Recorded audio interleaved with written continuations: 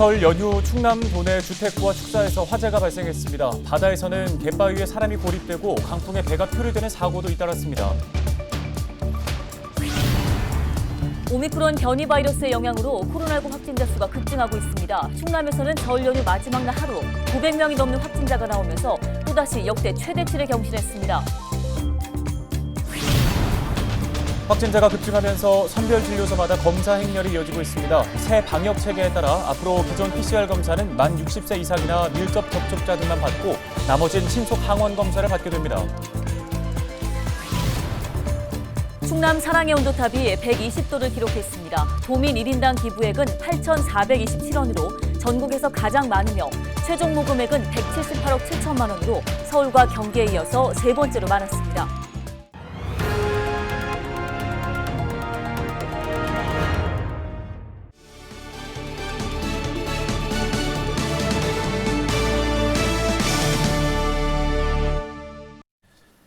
여러분 안녕하십니까? 헬로티비 뉴스입니다. 길었던 설 연휴가 끝나고 일상으로 돌아온 하루였습니다. 지난 설 연휴 기간 충남 지역에서는 사건 사고가 잇따랐는데요. 네, 추운 날씨 때문일까요? 주택과 축사 화재가 이어졌습니다. 또 바다에서는 갯바위에 사람이 고립되거나 선박이 표류하는 사고도 있었습니다. 설 연휴 사건 사고 소식 정호석 기자가 정리했습니다. 건물 곳곳에 불이 붙어 있고 검붉은 연기가 하늘 높이 치솟습니다. 지난 1일 밤 11시 50분쯤 청양목면의 한 단독주택에서 불이 났습니다.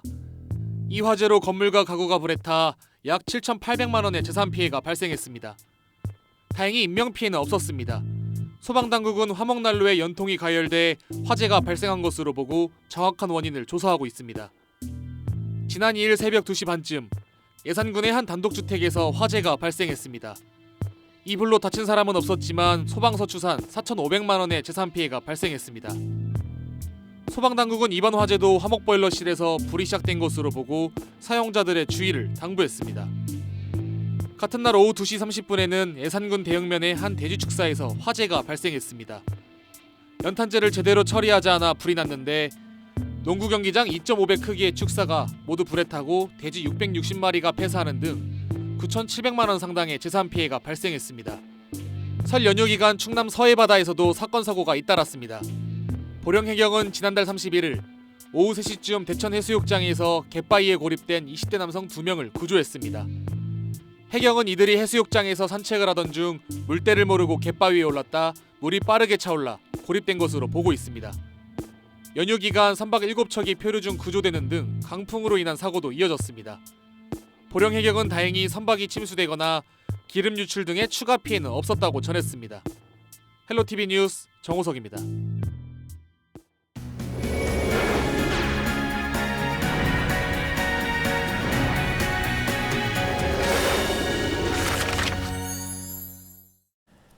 다음 소식입니다. 충남도 내 코로나19 신규 확진자가 또 역대 최다치를 기록했습니다. 앞서 충남도는 이런 추세라면 설 명절 이후 하루 확진자가 1,000명을 넘어설 것이라고 우려했었는데요. 네, 취재 기자를 화상으로 연결해서 보다 자세한 이야기 들어보겠습니다. 자, 정선영 기자, 확진자가 1,000명 가까이 나왔다고요? 네, 그렇습니다. 설 연휴 마지막 날인 2일 충남에선 917명이 확진 판정을 받았습니다. 지역별로는 천안이 304명으로 가장 많았고 당진 63명, 홍성 46명, 서산 35명, 예산 26명, 해안 22명, 청양 6명 등입니다. 사망자도 늘었는데요. 해안에서 확진됐던 70대가 1일 숨지면서 도내 누적 사망자는 200명이 됐습니다. 지난달 23일까지만 해도 하루 확진자 수는 200명대에 머물렀었는데요. 오미크론 변이 바이러스 확산 등의 영향으로 연일 최대치를 경신하고 있습니다. 최근 일주일 사이 확진자 수는 4,933명인데 하루 평균 705명꼴로 확진자가 나온 셈입니다. 네, 확진자가 급증하면서 선별진료소도 사람들로 북적거린다고 하던데요. 네, 그렇습니다. 당진의 경우 시청 주차장에 마련된 선별진료소에 대기 행렬이 이어졌는데요. 특히 설 연휴 마지막 날엔 일상으로 복귀하기 전 PCR 검사를 받으려는 시민들의 발길이 잇따랐습니다. 3일부터는 전국적으로 새로운 방역 체계가 시행되는데요. 기존 PCR 검사는 만 60세 이상이거나 밀접 접촉자 또는 해외 입국자만 받게 됩니다. 또 의사의 소견서가 있거나 감염 취약시설 근무자도 해당됩니다. 나머진 자가검사 키트 등을 이용해 신속 항원 검사를 받게 됩니다. 네, 잘 알겠습니다. 지금까지 보도국 정선영 기자 연결해서 우리 지역의 코로나19 상황 살펴봤습니다.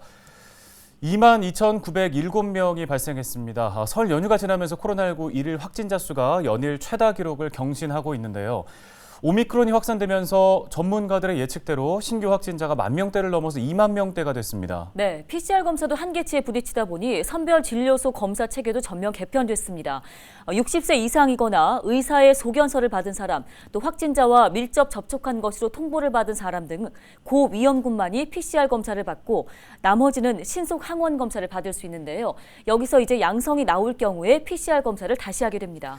네, 단기간에 코로나19 환자가 급증하면서 보건소와 또 동네 병의원 등은 코로나 대응 역할을 분담하게 됐습니다. 전국에 400개에 가까운 호흡기 전담 클리닉에서도 코로나19 검사와 치료를 시작했고요. 지정병원은 순차적으로 늘려나갈 예정입니다. 가까운 병원이 어딘지는 건강보험 심사평가원, 누리집 등 온라인에서 확인할 수 있습니다. 네, 이젠 고위험군 환자만 24시간 관리 가능한 의료기관에 배정하게 되고요. 상대적으로 위험도가 덜한 확진자는 재택치료로 관리를 받게 되는데요. 고위험군 진단과 치료에 집중하는 이 방역 체계가 효과를 볼 수 있기를 기대해 보겠습니다.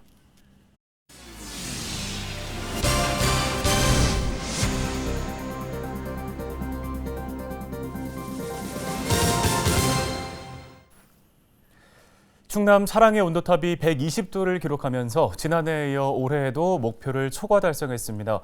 충남도는 3일, 지난해 12월 1일부터 62일간 진행된 희망 2022 나눔 캠페인의 모금액은 178억 5,800만 원이라고 밝혔습니다. 충남도민 한 사람당 모금액은 8,427원으로 전국 최고를 기록했으며 총 모금액은 서울과 경기에 이어서 전국 3위를 기록했습니다. 올해부터 충남 지역의 모든 초등학교 1학년의 학급당 학생 수가 24명 이하로 편성됩니다. 충남도 교육청은 과밀학교 해소 대책으로 초등학교 신입생과 다문화 밀집학교를 대상으로 이 같은 정책을 시행한다고 밝혔습니다. 이어 2024년까지 도내 모든 초등학교와 중학교의 학급당 학생 수를 28명까지로 단계적으로 하향 조정할 방침입니다. 또 올해 219억 원을 들여 보통교실 증축과 이동식 교실 설치 등을 통해 수업을 할 수 있는 97개의 공간을 확보할 계획인데요.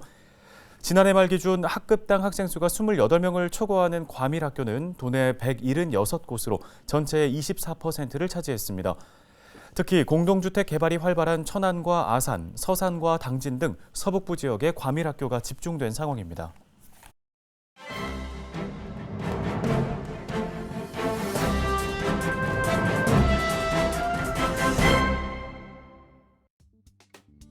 신문 브리핑 굿모닝 충청 기사입니다. 오는 6월 1일 지방선거를 앞두고 충남 지역을 중심으로 1970년대생 정치인들이 잇따라 시장 군수 선거에 도전할 움직임을 보여 눈길을 끌고 있습니다. 지난 2018년 지방선거를 통해 당선된 충남 지역 15명의 시장 군수 중 최연소는 1968년생인 맹정호 서산시장이었는데 이 기록을 누가 깰지 관심이 쏠리고 있는 겁니다.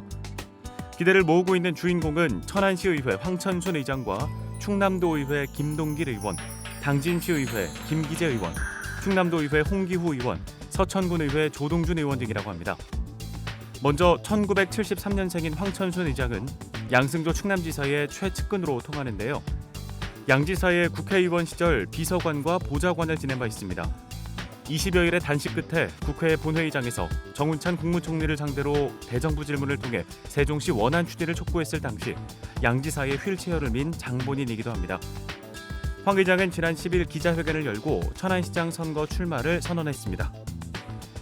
1972년생인 김동일 도의원은 재선 공주시 의원 등을 지냈으며 현재는 도의회 정책위원회 위원장으로도 활동하고 있는데요.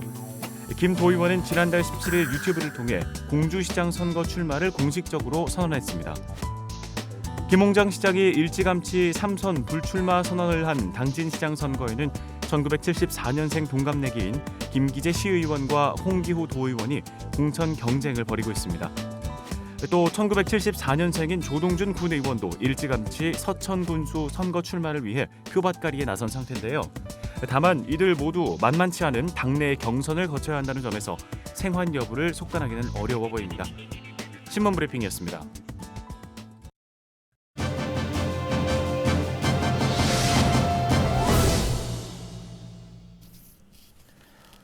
코로나19 상황이 장기화되면서 가장 많은 영향을 받은 곳은 교육 현장이 아닐까 싶은데요. 학생들의 기초학력 저하를 우려하는 목소리도 높아지고 있습니다. 네, 충남교육청이 지난 2020년부터 교육회복지원단을 운영해오고 있는데요. 올해 더 다양한 지원책을 추진할 예정입니다. 충남교육청 교육회복지원단의 김동열 장학사를 전화 연결해서 관련된 이야기 자세히 나눠보겠습니다. 장학사님 안녕하십니까? 네, 안녕하세요. 교육회복지원단 장학사 김동열입니다. 예, 자 먼저 교육회복지원단이 현재 어떻게 운영되고 있는 건가요? 충남교육청 교육회복지원단은 부교육과물 단장으로 4개의 팀으로 구성되어 있으며 코로나19 장기화에 따라 2021년 9월부터 학생의 심리정서 건강, 학력 회복, 감염병 예방 지원 사업을 펼치고 있습니다. 충남교육청이 전국에서 선제적으로 지원단을 조직하여 코로나19를 효율적으로 대응하고 있습니다. 네, 올해는 학생들의 기초학력 향상을 위해서 지원책도 강화한다고 하죠. 이 내용도 좀 짚어주실까요? 네, 충남교육청은 코로나19로 침체된 학생들의 기초학력을 향상시키기 위하여 올해 전체적으로 지원을 확대하고 있습니다. 특히 올해 3월 25일부터는 기초학력 보장법이 시행됩니다. 우선 14개 교육지원청에서 진행하는 학습종합클리닉센터 학습 코칭 인력 250명을 배치할 계획이며 충남의 초중학교에 400명의 기초학력 협력 강사를 배치할 계획입니다. 또한 초중 전체 고등학교 26교에 두드림 사업을 지원할 예정이며 난독증 경계선 지능 학생 지원 입금학교 64교, 기초학력 보장 입금학교 50교를 지원할 예정입니다. 그리고 지역아동센터, 농협, 공주교육대학교, 공주대학교 등 지역사회 기관과 연계하여 원격 멘토링, 보충학습 등 기초학력 지원을 계획하고 있습니다.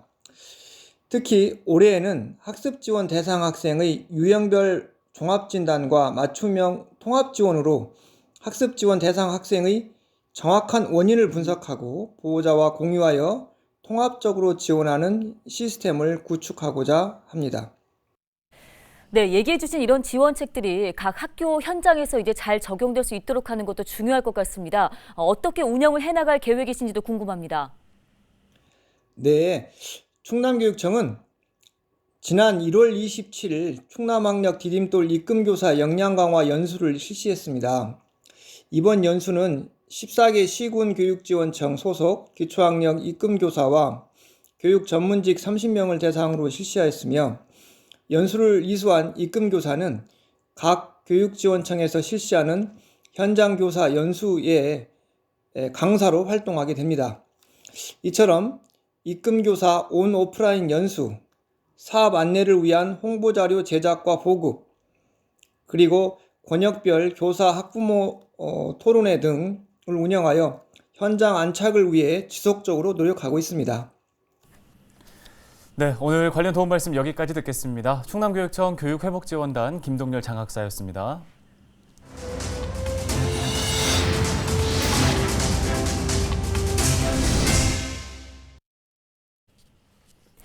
다음 소식입니다. 서산시 내에 만 8세 미만의 아이를 둔 가정은 매달 10만 원씩 지원을 받을 수 있습니다. 서산시는 3일 아동수당 지급 나이를 만 7세 미만에서 만 8세 미만으로 확대했다고 밝혔습니다. 지원금은 아동수당 수급 이력이 있는 경우에는 별도의 신청 없이 오는 4월에 지급되며 수급 이력이 없거나 지급 계좌가 바뀐 경우 9일부터 3월 31일까지 행정복지센터를 방문해서 따로 신청하시면 됩니다. 헬로티비 뉴스 충남, 저희가 오늘 준비한 소식은 여기까지입니다. 네, 시청해주신 여러분 고맙습니다.